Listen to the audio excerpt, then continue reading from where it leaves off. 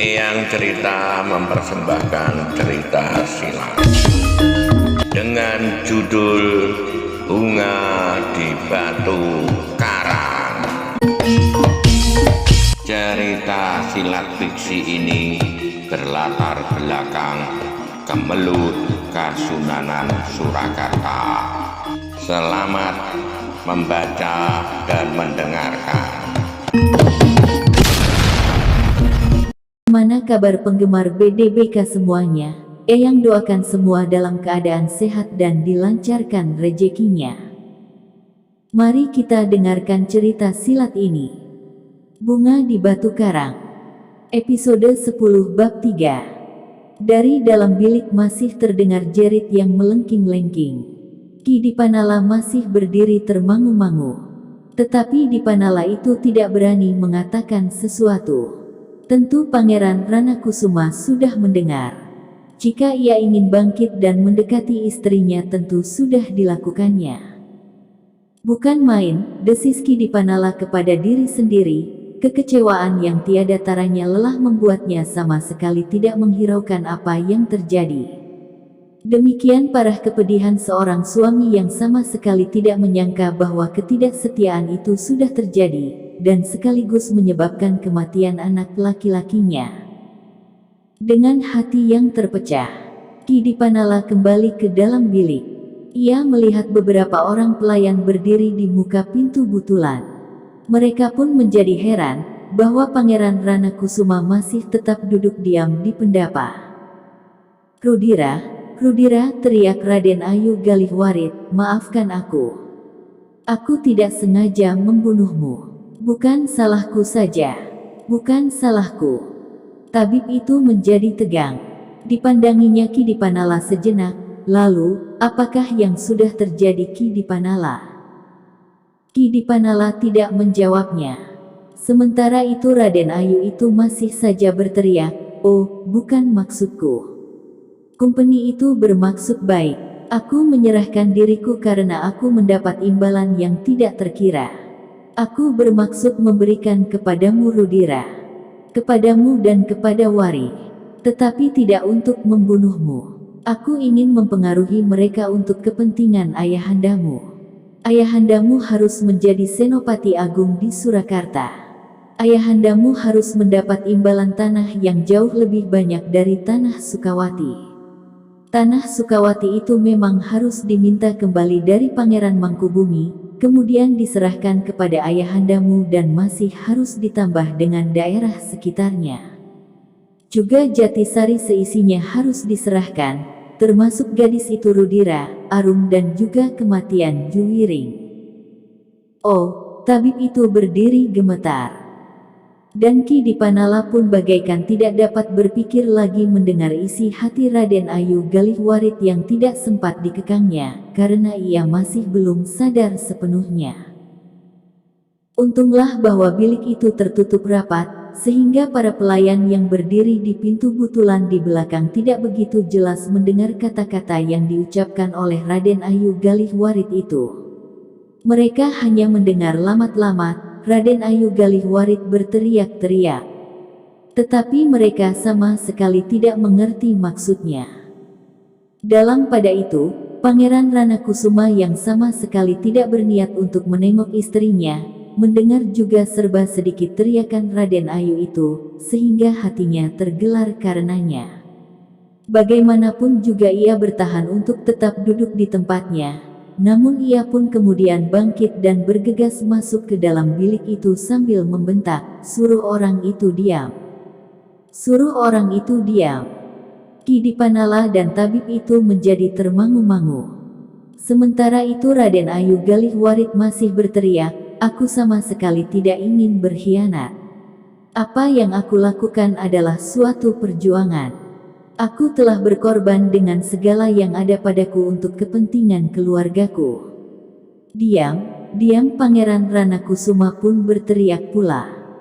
Tetapi Raden Ayu Galihwarit yang tidak sadar atas apa yang terjadi itu masih saja berteriak.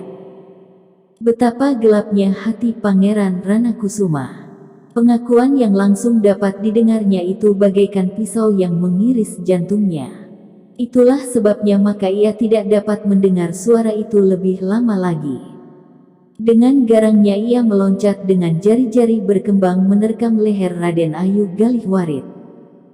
Pangeran, pangeran, hampir berbareng Kidipanala dan tabib yang masih muda itu meloncat pula. Sambil memegangi lengan pangeran itu Kidipanala berkata, "Pangeran, hamba mengharap pangeran mengerti. Raden Ayu sedang dalam keadaan tidak sadar. Justru karena itulah maka ia mengatakan yang sebenarnya. Ia berkata apa yang pernah ia lakukan, dan apa yang pernah dilakukan itu sangat menyakitkan hati. Aku akan membunuhnya. Aku harus membunuhnya." "Pangeran," berkata tabib itu, "terserahlah kepada pangeran. Tetapi biarlah Raden Ayu sadar lebih dahulu dari pingsannya. Itu adalah kewajiban hamba sebagai seorang tabib. Setelah Raden Ayu menyadari keadaannya maka semuanya adalah hak pangeran untuk berbuat apapun dengan segala tanggung jawab pangeran sendiri." Pangeran Ranakusuma memandang tabib itu sejenak. Lalu, "Tetapi memalukan sekali. Aku tidak mau mendengar ia mengigau seperti itu." "Pangeran," berkata tabib ini, "biarlah hamba mencoba untuk menenangkan Raden Ayu Galihwarit." Pangeran Ranakusuma mengerutkan keningnya. Tetapi hatinya bagaikan menyala ketika ia masih mendengar istrinya mengigau. Katanya, "Mudah-mudahan aku berhasil. Jika Kumpeni dapat membantuku, maka Kang Mas Ranakusuma akan menjadi seorang senapati agung di Surakarta dan akan mendapat tanah kalenggahan yang mencukupi untuk 7 turunan. Untuk anak cucuku, untuk anak cucu Rudira dan Wari." "Diam, diam. Aku tidak mau mendapatkan kedudukan yang harus dibeli dengan noda pada kesetiaan seorang istri. Aku membiarkan kau bergaul dengan mereka, tetapi tidak untuk mengotori keluarga ini." Raden Ayu Galihwarit sama sekali tidak mendengar, sehingga karena itu ia masih saja berkata, "Dan usaha itu tampaknya akan segera berhasil dalam waktu singkat." "Tidak, tidak!" Pangeran Ranakusuma pun berteriak. Tetapi Raden Ayu Galihwarit sama sekali tidak mendengarnya. Namun dalam pada itu, justru telinga hati Pangeran Ranakusuma lah yang telah mendengar suaranya sendiri. Sebenarnya lah bahwa ia memang telah memberikan waktu dan kesempatan terlalu banyak kepada istrinya. Dan sudah barang tentu dengan pamrih seperti yang dikatakan oleh Raden Ayu Galihwarit itu. Pangeran Ranakusuma memang tidak dapat ingkar kepada diri sendiri, bahwa sebenarnya lah ia telah bermain api. Ia ingin membiarkan istrinya berdiri di atas pagar Ayu, tetapi tidak melampauinya. Namun batas yang tidak berjarak itu ternyata tidak dapat dipertahankannya, sehingga akhirnya Raden Ayu Galihwarit itu telah terjerumus ke dalam tindakan yang tidak dapat dibenarkan. "Oh!" Pangeran Ranakusuma melangkah surut. Tangannya yang sudah siap mencekik leher istrinya, ditariknya kembali. Dengan kepala tunduk ia melangkah menjauh. Dengan hati yang pedih dilihatnya isi hatinya sendiri. Pamrih yang terlampau besar, seperti yang disebut-sebut istrinya itu. Ia memang ingin menjadi seorang senapati besar dengan tanah kalenggahan seluas 7 kali tanah kalenggahan seorang pangeran biasa. Karena itulah maka ia tidak berbuat apa-apa lagi. Sekali-sekali Raden Ayu Galihwarit masih juga mengigau, meskipun tidak sekeras sebelumnya. Tabib itu berusaha untuk menitikkan obat yang dapat menenangkannya meskipun hanya sedikit, tetapi obat itu bukan untuk menghentikan sama sekali, karena tabib itu tidak berani menanggung akibat bahwa Raden Ayu Galihwarit akan terdiam untuk selama-lamanya. Meskipun suara Raden Ayu Galihwarit menurun, tetapi ia tidak juga berhenti mengigau. Ia masih saja berbicara tentang dirinya, tentang anak-anaknya dan tentang cita-citanya. Pangeran Ranakusuma yang tidak mau lagi mendengar igauannya itu pun kemudian meninggalkan bilik itu dan kembali duduk di pendapa. Bagaimana ia berusaha untuk mengusir angan-angannya, namun ternyata bahwa setiap kali ia pun dihadapkan kepada sikapnya yang tamak. Sehingga karena itulah, maka yang terjadi sekarang bagaikan telah meremukkan jantung dan hatinya. Ki Dipanala dan tabib yang masih muda itu masih menunggui Raden Ayu Galihwarit. Setiap kali mereka harus menahan nafasnya jika Raden Ayu itu kadang-kadang menyebutkan rahasia dirinya yang paling dalam.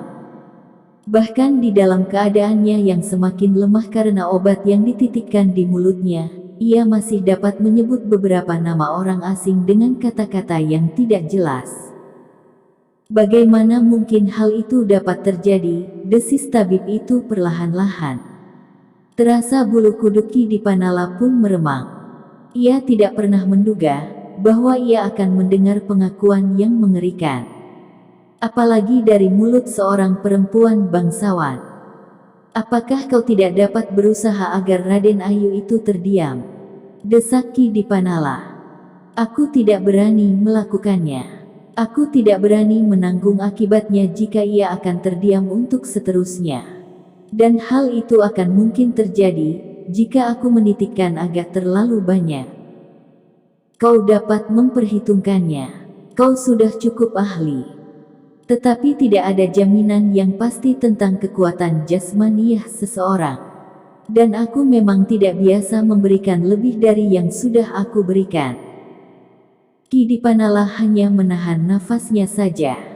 Namun kegelisahan yang sangat telah mencengkam jiwanya. Namun tiba-tiba Ki Dipanala itu terkejut. Dilihatnya Raden Ayu Galihwarit yang lemah itu tiba-tiba saja berhenti. Kemudian matanya terbelalak sejenak, hanya sejenak, karena ia pun kemudian memejamkan matanya. Bagaimana? Bertanya Ki Dipanala. Tabib itu meraba tubuh Raden Ayu Galihwarit. Dipijit-pijitnya bagian belakang telinganya. Kemudian diusapnya dengan sejenis obat yang cair seperti minyak kelapa. Mudah-mudahan ia akan segera sadar, berkata tabib itu. Apakah itu gejalanya? Memang ada kelainan. Tetapi mudah-mudahan. Sejenak Raden Ayu Galihwarit memejamkan matanya. Nafasnya dengan teratur lewat lubang hidungnya yang mancung. Tabib itu menjadi berdebar-debar. Dicobanya untuk mengusap kening Raden Ayu Galihwarit. Kemudian bagian belakang telinganya dan pundaknya. Perlahan-lahan Raden Ayu Galihwarit membuka matanya. Ki Dipanala dan tabib yang menungguinya menahan nafas dengan tegangnya. Sepercik harapan telah tumbuh di dalam hati mereka. Ki Dipanala bergeser mendekat ketika ia melihat Raden Ayu Galihwarit itu kemudian bergerak. Diangkatnya kepalanya sedikit, namun karena badannya yang masih sangat lemah, maka kepala Raden Ayu itu pun terkulai kembali di pembaringan. Ki Dipanala memandang tabib itu sejenak sambil mengangguk sedang tabib itu pun mengangguk pula. Namun keduanya mengerutkan keningnya ketika mereka melihat Raden Ayu Galihwarit itu tersenyum. Kenapa ia justru tersenyum? Bertanya Ki Dipanala di dalam hatinya. Dan keduanya terkejut ketika Raden Ayu itu justru tertawa perlahan-lahan. Raden Ayu, panggil Ki Dipanala dengan cemas. Raden Ayu Galihwarit berpaling memandanginya. Ternyata bahwa ia sudah mendengar suara itu. Namun yang mencemaskan justru ketika Raden Ayu itu tertawa sambil bertanya, "Hei, siapa kau?" Raden Ayu, apakah Raden Ayu tidak mengenal hamba lagi? Raden Ayu Galihwarit mengerutkan keningnya. Kemudian perlahan-lahan ia bangkit. Ternyata tubuhnya masih terlampau lemah, meskipun ia pun kemudian berhasil duduk di pembaringan. "Oh," katanya kemudian, "kenapa kau ada di sini?" "Raden Ayu baru saja pingsan," jawab Ki Dipanala. Raden Ayu itu mengerutkan keningnya. Lalu sambil tertawa ia berkata, "Hei, kau mengigau. Di manakah Kapitan Dungkur?" "Siapa Raden Ayu?" "Kapitan Dungkur." "Hei, apakah ia sudah pergi?" Ki Dipanala tertegun sejenak. Dipandanginya tabib yang sedang termangu-mangu, sementara Raden Ayu Galihwarit itu pun kemudian berdiri terlatih-tatih. Dungkur memang rakus. Ia begitu saja pergi dengan diam-diam. Raden Ayu itu pun kemudian tertawa, tetapi ia mempunyai barang-barang yang aneh. Dan ia mempunyai pengaruh yang besar di kalangan istana. Bersembung 10 bab 4. Bagikan. Klik bagikan untuk banyak pembaca Sare ke media sosial Facebook, Twitter, dan lain-lainnya. Jangan lupa subscribe dan nyalakan lonceng notifikasi. Baca jilid berikutnya. Atas perhatiannya saya ucapkan terima kasih.